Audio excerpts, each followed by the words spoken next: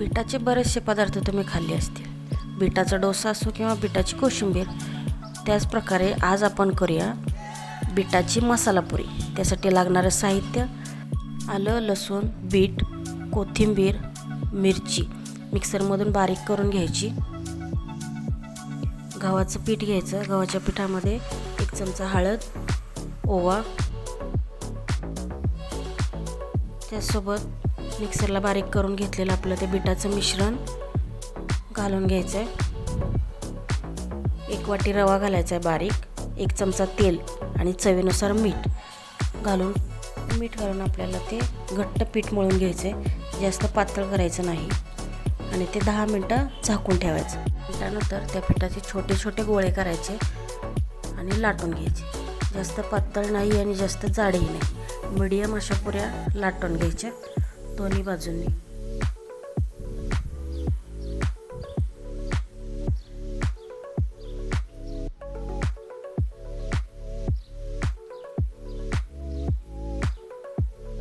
बघू शकताय या प्रकारे. त्याच्यानंतर तेल गरम करायला ठेवायचं.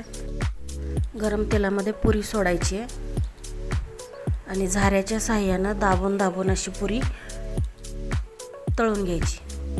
बघू शकता एकदम टम्म अशी पुरी फुगते. दोन्ही बाजूंनी खरपूस अशी पोळी तळून घ्यायची.